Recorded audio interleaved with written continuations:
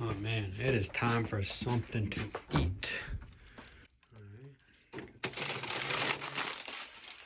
Beautiful. Perfect. Throw that in there. So one thing that really stood out to me during the Lakers preseason games were the 6'7", 215-pound sharpshooting wing Matt Ryan, who might just be the answer to the Lakers' problems this season. So in his 3 preseason games for the Los Angeles Lakers so far, he's averaged 11.3 points, and in his last game versus the Warriors, put up 20 points, shooting 6 of 9 from 3, which equals out to 66%. Matt Ryan has been a known shooter so far in his career, being a great shooter in college. He was a great shooter for the Cavs Summer League team, and he was also a great shooter for the Boston Celtics G League team, where he shot 42% from 3 last season. Now, Matt Ryan has only played in one official NBA game, and that was last year for the Boston Celtics. However, with his perfect height for the modern NBA wing position and his quick, high-releasing jump shot, he may have just found his spot on one of the final open Los Angeles Lakers roster spots. Matt Ryan was signed by the Los Angeles Lakers on a non-guaranteed deal this offseason, and he is making the most of it by filling a position the Lakers desperately need, and that is perimeter floor spacing from the wing positions.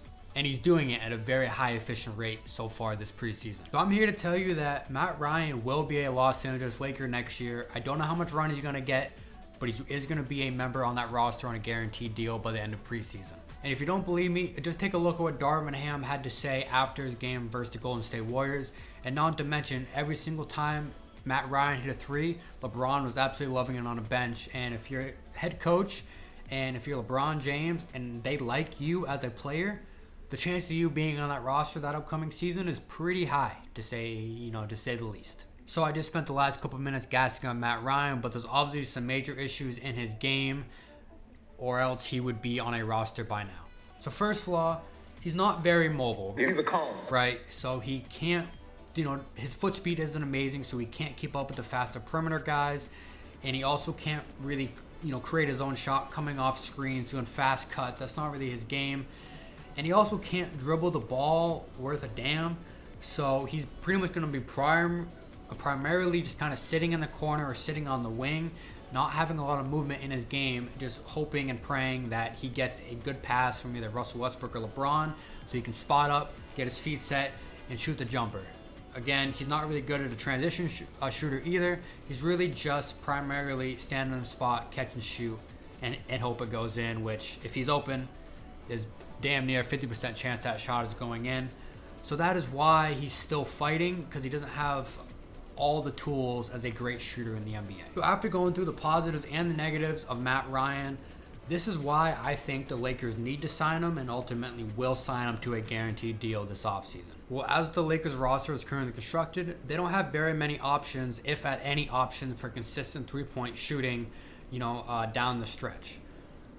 The guys they brought in, they didn't really make it a point to sign really good spot up or really good three-point shooters in general. So now they're left for trying to get guys like Matt Ryan on their rosters so they can fill out those positions and fill out those needs for this team. So as you know, Russell Westbrook and Anthony Davis have shot career lows from 3 last season, and who's going to get a Russell Westbrook. He can't shoot the ball. That is proven by far. AD has had better shooting seasons, but you never know what you're going to get from him. He shot 19% last year. I can imagine that can go up, but how far that goes up, it has to make a significant jump. Like if he shoots 33%, that is huge for them, but he might just be mid-20s, and that's not a very good three-point shooter either, so you can't rely on him to hit that shot.